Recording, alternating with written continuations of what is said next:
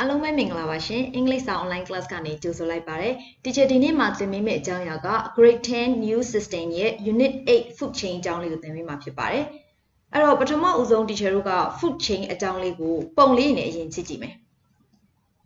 အဲ့တော့ဒီမှာ Teacher ကပုံလေးနှစ်ပုံအရင်ပြပါမယ်အဲ့တော့ဒီပုံလေးနှစ်ပုံကြည့်ပြီးတော့ Food Chain ဆိုတာဘာအကြောင်းသင်ရမလဲလို့နည်းနည်းလေး Teacher ကိုစဉ်းစားကြည့်ပေးပါပြီးရင် Teacher တို့ discussion တူတူလုပ်ပါမယ်နော်So ဒီမှာဆိုရင် food change မှာပထမပုံလေးမှာအကောင်လေးတွေတွေ့ရမယ်နောက်ပြီးတော့ arrow လေးနဲ့သွားနေတာလေးတွေ့ရမယ်ဒုတိယတစ်ပုံမှာလည်းအကောင်လေးတွေပါမယ်နောက် arrow လေးနဲ့သူ from left to right ဘယ်ဘက်ကနေညာဘက်ကိုသွားတဲ့ပုံစံမျိုးလေးနဲ့ teacher တို့တွေ့ရပါမယ် So the first one is we will go on pre-reading stage အဲ့တော့ပထမဦးဆုံး teacher တို့ discussion တူတူလုပ်မယ်အတူတူစဉ်းစားကြည့်မယ် So number 1 is what is the change Number 2, can you guess what food chain could mean? Number 3, name a few animals that eat grass. And number 4, name a few animals that eat the animals that eat grass. So teacher ဒီမှာမေးခွန်းလေး၄ခုလုပ်ထားတယ် So I will give you 5 minutes. Take the time and answer all those questions. This is very brainstorming stage. အဲ့တော့ teacher တို့အရင်ဆုံး discussion လုပ်ဖို့အတွက် teacher ကို notes စာလေးထဲမှာဒီဥစ္စာလေးတွေရဲ့အဖြေကိုရေးပြပါ I will give you 5 minutes. So now we will go on reading the passage. Read the passage. The first paragraph. All living things need food. teacher တို့အသက်ရှင်တဲ့အရာအားလုံးမှာအစားအစာလိုအပ်တယ် Plants are living thing. အပင်တွေကလည်း living thing နဲ့မှာပဲပါတယ် So they need food. သူတို့တွေကလည်းအစားအစာကိုလိုအပ်ပါတယ်အဲ့တော့ teacher တို့မေးခွန်းလေးမေးစရာရှိလာတယ် The question is where do plants get their food from အပင်တွေကသူတို့အတွက်အစားအစာတွေကိုဘယ်ကနေရတာလဲ Well plants make their own food by using carbon dioxide from the air and water from the soil in the presence of sunlight as they possess green pigments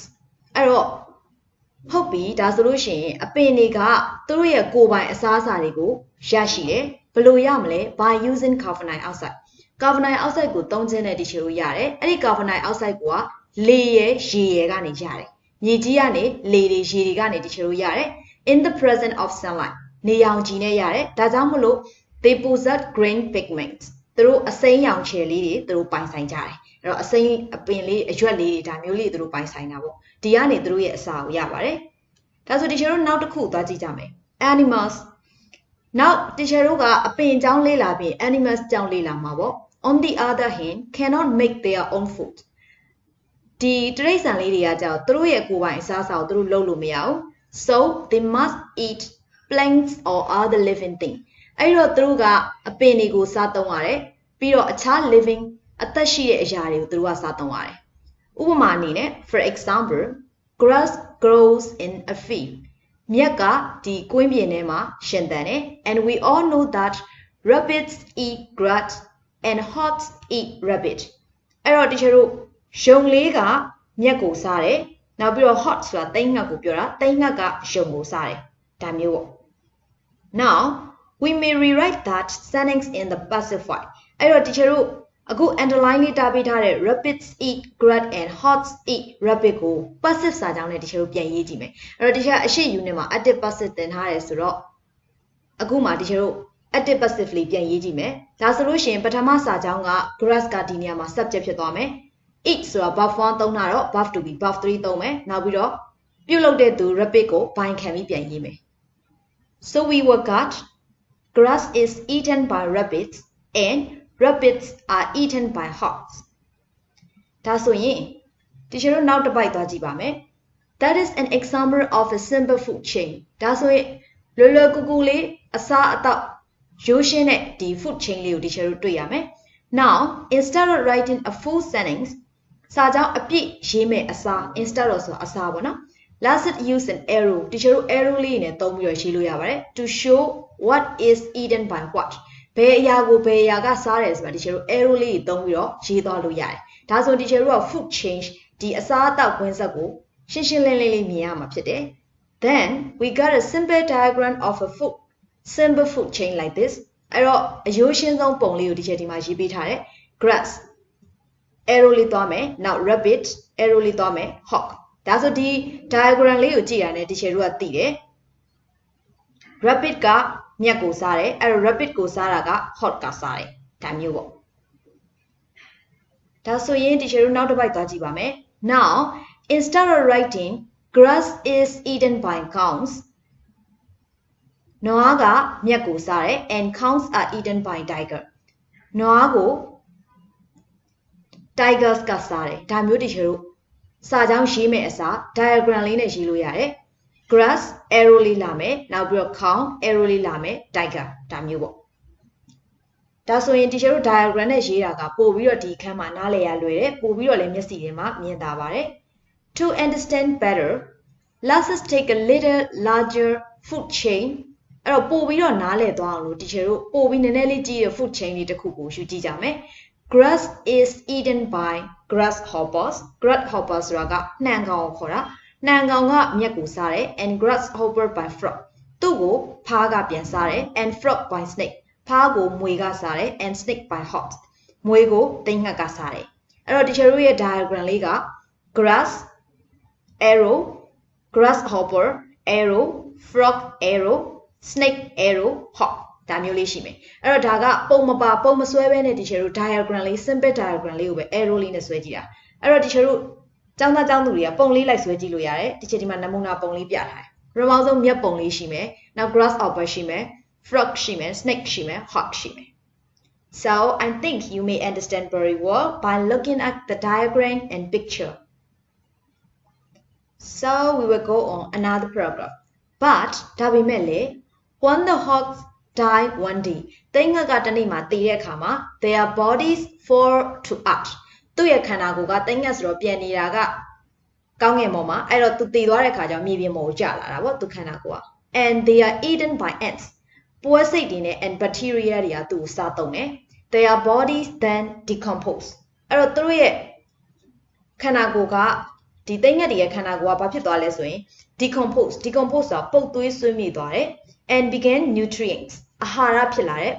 for plants အပင်တွေအတွက်ပုတ်သွေးဆွေးမြေ့ပြီးတော့အာဟာရဆိုပြီးတော့ဖြစ်လာတယ်အဲ့တော့အဲ့ဒီ diagram လေးကို teacher တို့လေ့လာကြည့်မယ် study the diagram to understand the food chain အဲ့တော့ teacher ရဲ့နောက်ထပ် slide လေးမှာကြည့်ကြည့်ပါ so this one အဲ့တော့ဒီမှာ circle လေးနဲ့ teacher ပြထားပါတယ် arrow လေးဆွဲထားတယ် snake ကနေသွားမယ် hot that body or hot ဖြစ်သွားမယ်အဲ့ဒါကိုဘယ်သူကစားမလဲ ants and bacteria စားမယ်အဲ့မှာမြေဩဇာတွေဖြစ်လာမယ်အာဟာရတွေဖြစ်လာမယ် nutrient ဖြစ်လာမယ်အဲ့ဒီကနေမြက်တွေကဒီ nutrient တွေကိုစားသုံးပြီးတော့ပို့ပြီးရှင်သန်လာမယ်ဒါကို grasshopper တွေကစားမယ်သူ့ကို frog ကပြန်စားမယ် frog ကို snake ကပြန်စားမယ် snake ကို hawk ကပြန်စားမယ်ဒါမျိုး teacher တို့ food chain ကလဲပတ်သွားပါတယ်ဒါဆို teacher တို့နောက်ထပ် paragraph တစ်ခုသွားကြည့်ပါမယ် birds ငှက်ကလေးတွေအကြောင်းလေ့လာမယ် birds such as vulture and crows so vulture ဆိုတာဒီမှာလက်ဓာတ်ကိုခေါ်တာ and crows ကကြီးကန်းအဲ့တော့ကြီးကန်းတို့လက်ဓာတ်တို့ဆိုရင်တဲ့ animals such as hyenas ဆိုတာတောခွေးရိုင်းနေ and jackals ခွေးအားတွေကိုခေါ်ပါတယ် scavenger ဆိုတာဒီကျတို့ဒီအလွယ်ဆုံးပြောမယ်ဆိုရင်တော့တန်ရှင်းသမားတွေပေါ့နော်တန်ရှင်းသမားတွေလို့ခေါ်တယ်ဘာလို့သူတို့တန်ရှင်းသမားတွေလို့ခေါ်လဲဒီကျတို့နောက်ထပ်လေ့လာကြည့်မယ် these bags and animal အဲ့ဒီငှက်နဲ့အဲ့ဒီအကောင်လေးတွေက eat the remains of what others animal have killed သူတို့ကဘာတွေကိုစားလဲဆို remains ကျန်ရှိတယ် of what other animals have killed အခြားသတ္တဝါတွေတတ်ထားပြီးတော့ကျန်နေတဲ့ remains တွေကိုကျန်ရှိနေတဲ့အရာတွေကိုသူတို့ကစားတယ် and eating စားတယ်ပေါ့နော်အဲ့တော့သူတို့ကအဲ့လိုတတ်ထားတဲ့အရာတွေကိုအခြား animals တွေကတတ်ထားတဲ့ကြံတဲ့ပစ္စည်းလေးတွေကြံတဲ့အစားအသောက်လေးကိုသူတို့ကစားတယ်အဲ့တော့ teacher တို့ကအကျွင်းကြံလေးကိုဖြတ်တာမို့လို့သူတို့ကို scavenger လို့ခေါ်လိုက်တာအဲ့တော့ in fact အနှစ်ချုပ်အနေနဲ့ teacher တို့ပြောမယ်ဆိုရင် vultures eat လက်ရက eat စားတယ် even the rotting flesh of dead animals rotting flesh ဆိုတာ teacher တို့ပုတ်သိုးနေတဲ့အသားတွေကိုခေါ်တာပါတေသွားတဲ့သတ္တဝါတွေရဲ့ပုတ်သိုးနေတဲ့အသားတွေကိုလည်းဒီလက်ရတွေကစားတယ်Thus, ဒါကြောင့်မလို့တဲ့ what these scavengers do is a kind of cleaning up job. ဒါကြောင့်မလို့ဒီ scavenger လို့ခေါ်တဲ့ cleaning လုပ်တဲ့ သူတွေတန်ရှင်းလုပ်တဲ့သူတွေကသူတို့ရဲ့အလုပ်ကဘာဖြစ်လာလဲဆိုတော့ cleaning up job နဲ့တူလာတယ်တန်ရှင်းလုပ်ရတဲ့အလုပ်နဲ့တူတယ်ဘာလို့လဲဆိုတော့တေသွားတယ်ပုတ်တိုးသွားတယ်အဲ့ဒီအစာပုတ်တိုးသွားတဲ့ဥစ္စာတွေကိုပါသူတို့အကျွင်းကြံတွေကိုပါအကုန်စားလိုက်တာအဲကြောင့်မလို့ရှင်းလင်းသွားတယ်ဒါကြောင့်မလို့သူတို့ကတန်ရှင်းလုပ်တဲ့အလုပ်နဲ့တူလို့သူတို့ကို scavengers လို့ teacher တို့သတ်မှတ်လို့ရတယ် However သို့တော်လည်း there are still bones အယိုးတွေတော့ကျန်တယ် and tiny pieces of flesh အသားအပိုင်းစာတိတိလေးကျန်တယ် left behind when the scavengers have eaten and gone away သူတို့စားပြီးတော့ပြန်သွားတဲ့အခါကြလို့ရှိရင်နည်းနည်းပပလေးကျန်တဲ့အသားအစလေးတော့ကျန်ခဲ့တယ်အယိုးလေးတွေကျန်ခဲ့တယ်ဒါဆိုရင်ဒီကျတို့နောက်ထပ် paragraph တစ်ခုသွားကြည့်မယ် after the scavengers အဲ့ဒီ scavenger လေးတွေပြန်သွားတဲ့အခါမှာဘယ်သူတွေလာမလဲဆိုရင် ants and other insects ပိုးစိတ်လေးနဲ့အခြားပိုးမွားလေးတွေလာတယ် to eat up whatever is left behind ကျန်ခဲ့တဲ့အဲ့ဒီအစအနသေးသေးလေးတွေကိုစားဖို့ ants လေးနဲ့ other insect လေးတွေရောက်လာတယ် then အဲ့ဒီနောက်မှာ come the decomposer အဲ့ဒီမှာသူတို့တွေက decomposer လို့ခေါ်တဲ့ဖြိုခွဲတဲ့သူတွေဆိုတာကနောက်ဆုံးကြံတဲ့အစားအစာတွေအကုန်လုံးကိုသိမ်းဆည်းပြီးတော့ဖြိုခွဲပြီးတော့စားသွားတဲ့သူတွေဖြစ်လာတယ်တဲ့ these ဒါကြောင့်မလို့ are bacteria သူတို့တွေကဘာတွေဖြစ်သွားလဲဆိုရင်အဲ့ဒီ decomposer တွေက bacteria တွေဖြစ်သွားတယ်နောက်တစ်ခုက fungi မှုတွေဖြစ်သွားတယ် and they change သူတို့ကပြောင်းလဲလိုက်တယ် all rotten flesh ဒီပုတ်သွင်းနေတဲ့အသားတွေအားလုံးနဲ့ and bones အယိုးတွေကို into nutrients မြေဩဇာအဖြစ်အာဟာရအဖြစ်ပြောင်းလဲလိုက်တယ်ဒါဆိုရင်ဒီကျတို့နောက်ထပ် paragraph လေးတစ်ခုသွားကြည့်ပါမယ်နောက်ထပ် paragraph လေးက we can therefore say that ဒါကြောင့်မလို့ဒီကျတို့ပြောလို့ရတယ် decomposers do the final cleaning up what အဲ့တော့နောက်ဆုံး cleaning up ကိုလုပ်တဲ့သူတွေကတော့အဲ့ဒီသူတွေကိုဒီကျတို့က decomposers လို့ခေါ်တယ်ခုနက clean up လုပ်တဲ့သူတွေကို scavengers လို့ခေါ်တယ် scavenger တွေကြံတဲ့အသေးအမွှားလေး piece လေးတွေကိုစားတဲ့သူတွေအကုန်လုံးနောက်ဆုံး final cleaning လုပ်တဲ့သူကြတော့ဒီကျတို့က decomposer လို့ခေါ်တယ် for this reason ဒီလိုအကြောင်းပြချက်ကြောင့်မလို့ they are sometimes called garbage collector ဒါကြောင့်မလို့သူတို့ကို garbage collector လို့ဒီကျတို့ခေါ်လို့ရတယ် and when plants eat these nutrients အဲ့တော့အပင်တွေကဒီလိုမျိုးအာဟာရတွေကိုစားသုံးတဲ့အခါမှာမြေဩဇာတွေကိုစားသုံးတဲ့အခါမှာ they start the food chain all over again အဲ့တော့သူတို့က food chain တစ်ဖန်ပြန်ပြီးတော့စတင်ပြီးတော့လုပ်တယ်အဲ့ဒီအကြောင်းလေးကိုဒီကျတို့ study the diagram to get a clear picture of a food chain ပို့ပြီးတော့နားလည်တော့ဒီကျပုံလေးနဲ့ပြပါမယ်အဲ့တော့ဒီမှာဆိုလို့ရှိရင် tiger သူကနေ dead body ဖြစ်မယ် scavenger တွေလာပြီးတော့စားမယ် scavenger ထဲမှာဘယ်သူတွေပါလဲဆိုရင် vulture တို့နောက် crow တို့ hyenas တို့ပါတယ်သူတို့ကနေတစ်စစ် decomposer ဆိုဘာတွေဖြစ်သွားမလဲ bacteria တွေ fungi တွေဖြစ်သွားမယ်အဲ့ဒီကနေ nutrients လို့ခေါ်တဲ့မြေဩဇာတွေအာဟာရတွေဖြစ်လာမယ် grass ဖြစ်မယ်နောက် cow သူ့ကို tiger ပြီးရင် dead body ဒီတိုင်းတီရှယ်တို့ food cycle ကြီးကသွားပါတယ် food chain ကြီးကတစ်ခေါက်ဒီလိုပဲပြန်ပြီးတော့လဲပတ်ပြီးတော့တီရှယ်တို့သွားတယ်ဒါဆိုရင်တီရှယ်တို့ the last paragraph လေးကိုသွားပါမယ် moreover some food chains are connected with many other food chains တခါတလေမှာကျတော့ food chain တစ်ခုကအခြား food chains တွေနဲ့ဆက်စပ်မှုရှိတယ် this connection of food chains is called a food web အဲ့လိုတီချာတို့ food chain တစ်ခုနောက်တော့ food chain တစ်ခုဒီလိုမျိုးချိတ်ဆက်လိုက်တယ်ဆိုရင်တီချာတို့ကဘာဖြစ်သွားလဲဆို food web ကြီးဖြစ်သွားတယ်အကြီးပဲဖြစ်သွားတယ် for example ဥပမာအနေနဲ့ squirrel ရှင်လေးတွေက eats nuts အခွန်မာသီးလေးတွေကိုစားတယ် then ဒါကြောင့်မလို့ these squirrels began food for hawks, owls and foxes အဲ့တော့ဒီရှင်လေးတွေကဘာဖြစ်လာလဲဆိုတော့အစားအစာဖြစ်လာတယ်ဘယ်သူတွေအတွက်လဲဆိုရင် hawk လို့ခေါ်တဲ့သိန်းငှက်တွေ owls ဇီးကွက်တွေ fox မြေခွေးတွေအတွက်အစာဖြစ်လာတယ်ဒါဆိုရင်ဒီကျတော့နောက်တစ်ပိုက်သွားကြည့်ပါမယ် and when hawks, owls and foxes die အဲ့တော့ဒီ hawks တွေ owls တွေ fox တွေတည်သွားတဲ့အခါမှာ their dead bodies became food for scavenger အဲ့တော့ scavenger တွေအတွက်အစားအစာပြန်ပြီးတော့ဖြစ်လာတယ် what the scavengers leave behind becomes food for decomposer အဲ့တော့ဒီလိုပြန်လဲပတ်တယ် scavenger တွေအကုန်မစားနိုင်လို့ကြံခဲ့တဲ့အကျွင်းကြံလေးကိုထပ်ပြီးတော့စားတဲ့သူတွေကြတော့ဒီလို decomposer တွေပြန်ဖြစ်လာတယ် these decomposers change everything into nutrient အဲ့တော့နောက်ဆုံး final cleaning up job ကိုလုပ်ပေးတဲ့ decomposer တွေကအရာအားလုံးကို nutrient အဖြစ်ပြောင်းလဲပေးလိုက်တယ် then nutrients begin food for plants and the food chain start again အဲ့တော့အဲ့ဒီ nutrient တွေကအပင်တွေအတွက်အစားအစာပြန်ဖြစ်လာတယ်ဒီအခါမှာ teacher တို့တစ်ဖက်ပြန်လဲသွားတဲ့အတွက်ကြောင့်မလို့ food chain ကတစ်ဖက်ပြန်လုပ်တယ်အဲ့တော့ teacher တို့အဲ့ဒီအကြောင်းလေးကိုလည်း diagram လေးနဲ့ကြည့်ပါမယ် see the diagram below to understand this better ပို့ပြီးနားလည်အောင် teacher တို့ diagram လေးနဲ့ကြည့်ကြည့်မယ်အဲ့တော့ဒီမှာပထမအဆုံး teacher တို့ owls လေးရှိမယ်နောက် frog squirrel ကနေစားမယ်နောက် plants nuts ရှိမယ်နောက်ပြီးတော့ nutrient ဖြစ်လာမယ် nutrient ကနေ grass တွေပြန်ဖြစ်လာမယ် grasshopper frog snake hawk အဲ့တော့အဲ့ဒီ hawk ကနေပြီးတော့ dead body ဖြစ်သွားမယ်အဲ့ဒီ dead body ကိုဘယ်သူတွေကဆက်စားမလဲ scavengers eat the dead body and decomposers turn it into nutrient ဖြစ်တစ်ခါပြန်ပြောင်းတယ် teacher တို့ food cycle တစ်ခါပြန်ဖြစ်တယ်ဒါမျိုးလေးသွားပါတယ်အဲ့တော့ teacher တို့ paragraph ရဲ့နောက်ဆုံး conclusion ကိုရောက်ပါပြီ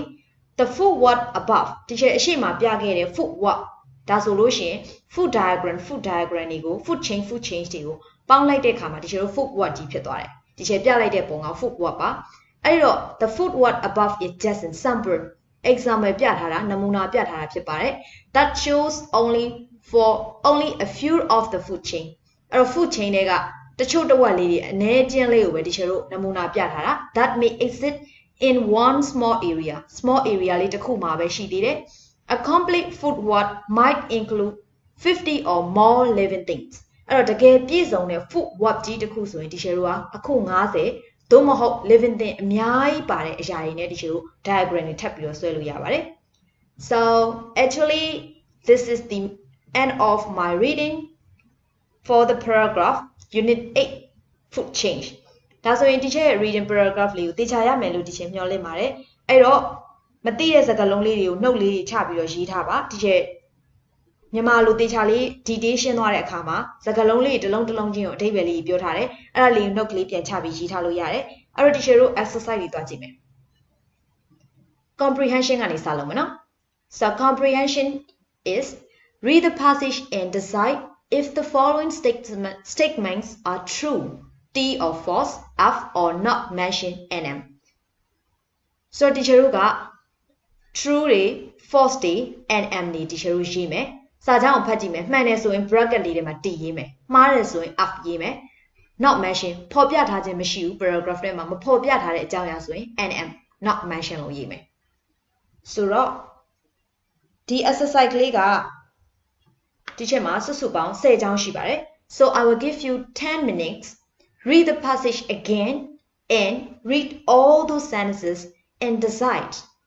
true or false or not mentioned okay so this is number 1 that will be 2 3 4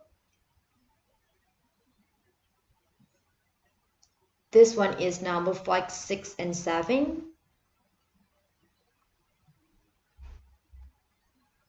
and this one is the last slide number 8 9 and 10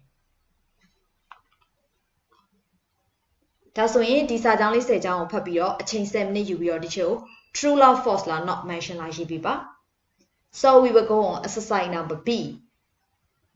exercise number B is answer the following questions in complete sentences အဲ့တော့ teacher ရဲ့ example teacher ရဲ့ exercise ကစာကြောင်း10ကြောင်းရှိမယ်မေးခွန်း10ခုရှိမယ်အဖြေကို teacher တို့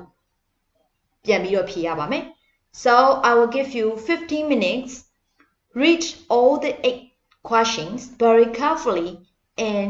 you have to answer all these questions in complete sentence အဲ့တော့ teacher တို့စာကြောင်းအပြည့်ပြန်ဖြေပါမယ် number 1 how do plants make their food and number 2 what is the difference between plants and animals number 3 what does the word there in line number 4 refer to and then number 4 is unlike plants what must animals do to live အဲ့တော့နောက်တစ်ခုမှာ teacher number 5 နော် number 5 က what animals do the cleaning up before the final cleaning up number 6 what does the word these in line number 27 refer to And number 7, what do decomposers do to what is left behind by insects? And number 8, in addition to squirrel, name 2 other animals that eat nuts. ဒီအခေါ်မှာသီးလေးတွေကိုစားတဲ့နောက်ထပ်ကိုသိတဲ့ animals 2 မျိုးအကြောင်း2မျိုးရဲ့နာမည်လေးတွေကိုရေးခိုင်းတာပါအဲ့တော့တချို့ squirrel လို့ခေါ်တဲ့ရှင့်အပြင်အခြားဘာတွေရှိအောင်လဲဒီ nuts ကိုစားတဲ့ animal ဒါလေးတချို့ရေးပြပါ So now you will get 15 minutes. Take the time. So we will go on exercise number C. Exercise number C is complete the following table. Find one more example of each type of the living things mentioned in the passage. တချို့တို့ paragraph ထဲမှာပြထားတဲ့ဖော်ပြထားတဲ့ living thing တွေရဲ့ example လေးကိုရှာပြီးတော့ဒီအောက်မှာတစ်ချက်ပြမယ် table လေးထဲမှာဖြည့်ပေးပါ Then add 2 more of your own to each. ကိုယ့်ရဲ့ own idea 2 ခုစီဖြည့်ပေးပါ An example each is given to help you. တစ်ချက်ပထမအဆုံးလေးတစ်ခုကို example ပေးထားတယ်အဲ့တော့တချို့ဇယားကွက်လေးလေ့လာကြည့်မယ် So living thing တွေတချို့ဖြည့်ရမှာဖြည့်ရမယ့် topic လေးတွေက animals, birds, decomposer, insect, scavenger. အဲ့တော့ animals ဆိုလို့ရှိရင် fox. So bird ဆိုရင်တချို့ paragraph ထဲမှာဖတ်ကြည့်တော့ဘာရှိမလဲ Now hawk ရှိမယ် decomposer ဆိုလို့ရှိရင် bacteria, insect ဆိုရင် ant ရှိမယ် scavenger ဆို vulture ရှိမယ်အဲ့တော့အခြား living thing တွေ paragraph ထဲမှာတချို့အခြား example တွေပေးထားသေးတယ် fox တစ်လုံးနဲ့မဟုတ်ဘူး animal မှာဆိုလဲအခြားအရာတွေရှိသေးတယ်ဆိုတော့အဲ့ဒါလေးကိုရွေးပြီးတော့တချို့ဖြည့်ပေးပါပြီးရင်ကိုယ့်ရဲ့ own idea လေးလည်းတချို့နှလုံးစီ column တစ်ခုမှာ animal မှာနှလုံး birds 2 words, decomposer 2 words, insect 2 words, scavenger 2 words ကို own idea လေးနှလုံးစီတချို့ဖြည့်ပေးပါ That will be your complete the following table exercise. I will give you 10 minutes. Take the time and fill in the blank. So now another one is part B. We will go on vocabulary session. So vocabulary we have to learn phrase above. Teacher unit 8 ရဲ့ vocabulary မှာ phrase above အကြောင်းလေ့လာမယ်အဲ့တော့ phrase above ဆိုတာဘာတွေပါတာလဲ phrase above ကဘယ်လိုအရာမျိုးကိုခေါ်တာလဲဒီလိုသိဖို့လိုအပ်ပါတယ် A phrase above is above followed by an above a preposition or both phrase above ဆိုတာဒီလို above ပဲသူ့မှာဘာပါမလဲ above ပါမယ် preposition ပါမယ်သို့မဟုတ် above က preposition ကိုနှလုံးလုံးပါတာလည်းဖြစ်နိုင်တယ်ဒါကို phrase above လို့ခေါ်ပါတယ်အဲ့တော့ it is usually used with an idiomatic meaning အဲ့တော့သူက idiomatic meaning လို့ခေါ်တဲ့ idiom meaning ပေါ့သူက idiom meaning ဒီအသုံးပြုတဲ့နေရာမှာ phrase above တွေကိုသုံးလေးရှိတယ်အဲ့တော့ idiomatic meaning ဆိုတာကစကားလုံးတစ်လုံးချင်းကိုကတစ်လုံးချင်းရဲ့အဓိပ္ပာယ်သိပေမဲ့လည်းဘာသာလွယ်ကူကူပြန်လို့မရဘဲနဲ့လှပလေးရေးထားတဲ့စကားစုကိုတချို့က idiom လို့ခေါ်တယ်ဒါကြောင့်မလို့ဒီနေရာမှာ idiomatic meaning ရှိတဲ့အကြောင်းအရာတွေကိုဖော်ပြခြင်း phrase above ကိုတချို့သုံးရတယ်အဲ့တော့တချို့လေ့လာကြည့်ပါမယ် This meaning is often quite different from the literal meaning of the individual words အဲ့တော့သူ့ရဲ့အဓိပ္ပာယ်ကတော်တော်လေးကိုမတူဘူးဓာတ်ရိုက်အဓိပ္ပာယ်နဲ့လုံးဝမတူဥပမာတချို့ဓာတ်ရိုက်အဓိပ္ပာယ်ဆိုတော့ black ဆိုလို့ရှိရင်တချို့ဒါအနက်လို့ပြောလို့ရတယ်အဲ့တော့ idiom ထဲမှာသုံးမယ်ဆိုလို့ရှိရင် black ကအနက်မဟုတ်တော့သူ့မှာ different meaning ရှိသွားပြီဒါမျိုးတချို့ idiom လို့ခေါ်တာပါ Literal meaning of the individual words စကားလုံးတစ်လုံးချင်းစီရဲ့ literal meaning ဓာတ်ရိုက်ဘာသာပြန်ထားတဲ့ဓာတ်ရိုက်အဓိပ္ပာယ်နဲ့မတူဘဲနဲ့ပြောင်းသွားတဲ့ meaning မျိုးကိုခေါ်ပါတယ်အဲ့တော့ teacher တို့က phrase above မှာသူကပြောတယ် buff တစ်လုံးရှိမယ် above သို့မဟုတ် preposition ပါမယ်အဲ့တော့ buff တစ်လုံးရဲ့အဓိပ္ပာယ်ကိုလည်းသိတယ် preposition တစ်လုံးနဲ့ရဲ့အဓိပ္ပာယ်ကိုလည်းသိတယ်အဲ့နှစ်ခုကိုပေါင်းလိုက်လို့ရှင်သူ့မှာ phrase above ရဲ့ meaning လေးထွက်လာလိမ့်မယ်ဒါမျိုး teacher တို့ဆိုလိုချင်ပါတယ် example လေးလေ့လာကြည့်မယ် put up with put it with ဒီနေရာမှာတချို့ linking လေးလုပ်ပြီးတော့ဆိုပါမယ်ဆိုတော့ linking ဆိုတာဘယ်လိုမျိုးလဲဆိုတော့စကားလုံးတစ်လုံးက consonant လို့ခေါ်တဲ့ B တန်နဲ့စုံပြီးတော့ vowel လို့ခေါ်တဲ့တရတန်နဲ့ဆိုင်တချို့ link လုပ်ပြီးတော့ speaking တွေပြောလို့ရတယ် reading စာကြောင်းတွေကိုဖတ်လို့ရတယ်ဒါဆိုတချို့ကကိုယ့်ရဲ့အင်္ဂလိပ်စာလေးကပို့ပြီးနားထောင်လို့ကောင်းတယ် smooth ဖြစ်တယ်ပေါ့အဲ့တော့ဒီမှာဆိုရင် put t consonant တန်နဲ့စုံတဲ့ up vowel တန်နဲ့ဆိုင်အဲ့တော့ put it with put up with ဒီလိုတစ်လုံးချင်းတချို့မဆို put it with linking လေးလုပ်ဆိုရယ်အဲ့တော့ put up with လို့ခေါ်တဲ့ phrase above ရဲ့အဓိပ္ပာယ်က tolerate ဒါမျိုးတိတ်ပဲရသိခံသည်ဒါမျိုးတိတ်ပဲလေးရပါတယ်ဒါဆိုနောက်ထပ် example တစ်ခုက stand for ဒါဆိုလို့ရှိရင် represent ကိုစားပြုသည်လို့အဓိပ္ပာယ်ရတယ်ဒါမျိုးကိုဒီချေတို့ phrasal verb လို့ခေါ်တာဒါဆို phrasal verb ကဘာကိုဆိုလို့လဲ phrasal verb ရဲ့ example တွေကဘာလဲသူ့မှာဘယ်လို meaning လေးရှိလဲဒီချေတို့ဒီ slide လေးမှာသေချာရှင်းသွားပြီ so we will go on our exercise phrasal verb with up and behind you have to study the following phrasal verb အဲ့တော့ဒီချေတို့ up နဲ့အကြောင်းအရာလေးတွေကိုလေ့လာကြည့်ပါမယ်နောက်ပြီးတော့ behind နဲ့ example လေးတွေကိုလေ့လာကြည့်မယ် phrasal verb ကို bring up သူ့ရဲ့အဓိပ္ပာယ်က look after a child until maturity နောက်တစ်ခုက grow up develops into an adult ကြီးပြင်းလာသည်လို့အဓိပ္ပာယ်ရပါနော်နောက် stay up go to bed later than usual နောက်ကျတဲ့အထိနေတယ်ဆိုတဲ့အဓိပ္ပာယ် and then another one take up begin doing something as a hobby ကိုယ့်ရဲ့ဝါသနာတစ်ခုအနေနဲ့စပြီးတော့လုပ်တယ်အဓိပ္ပာယ် use up use something until needed love တစ်ခုခုကိုမကုံသွားသေးခင်အထိဒီချေလို့သုံးတယ် make up invent false story ကိုမှာ